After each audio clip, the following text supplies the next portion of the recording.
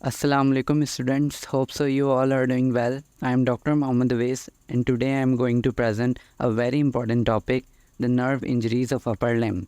So let's start our lecture. In this video we are discussing all the commonly injured nerves of upper limb which are mural. The median nerve, ulnar nerve, radial nerve, axillary nerve and long thoracic nerve. All the nerves are shown here in this diagram. This median nerve, ulnar nerve, radial nerve, axillary nerve and long thoracic nerve is not shown here because it does not typically supply the upper limb muscles, but it supplies the serratus anterior, so it helps in scapular movements. Now discuss one by one injuries of all mentioned nerves and their causes. First one, median nerve injury.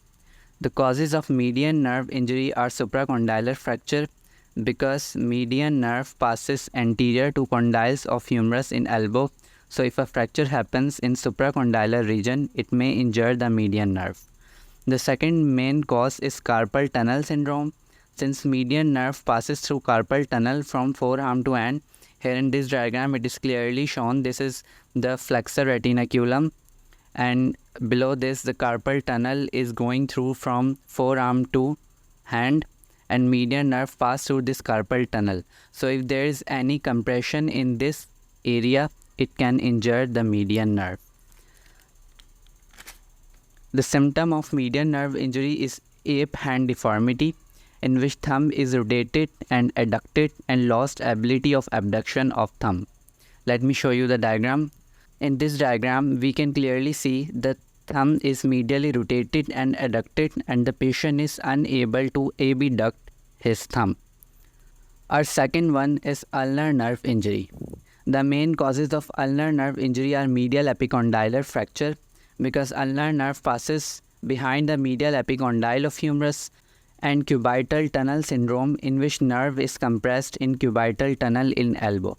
In this diagram here it is shown that this is the cubital tunnel through which ulnar nerve passes in the elbow.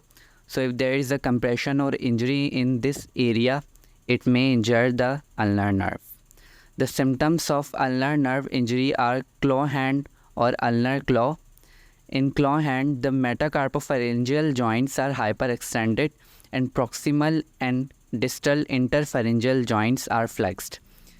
Here in this diagram, we can see the claw hand or ulnar claw.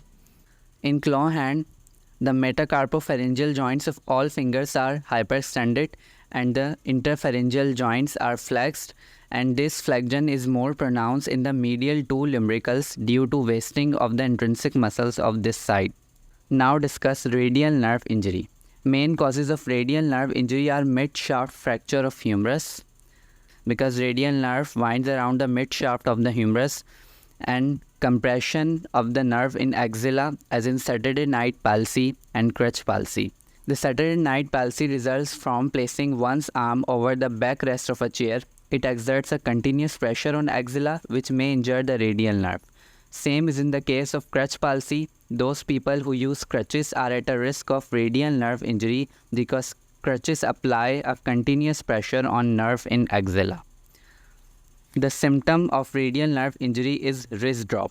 In wrist drop, the patient is unable to extend his or her wrist and fingers due to wasting of extensors of hand because these extensors are supplied by radial nerve. So here is a diagram showing the wrist drop. Our next is axillary nerve injury. The main causes are surgical neck fracture of humerus because axillary nerve wind around the surgical neck, and dislocation of shoulder joint. Here in this diagram it is clearly shown that how the dislocation of shoulder joint can injure the axillary nerve. The symptoms include loss of abduction of arm due to weakness of deltoid and teres minor muscle, and there is loss of sensation or numbness over the part of a shoulder joint. Lastly, we will discuss long thoracic nerve injury. The main causes are blunt trauma or any surgical injury may be a cause. Since long thoracic nerve supplies the serratus anterior muscle, and serratus anterior muscle is important for scapular movement. So the injury of long thoracic nerve results in winging of the scapula. in which medial edges of scapula are more clearly visible over the skin, and loss of shoulder abduction beyond 90 degree.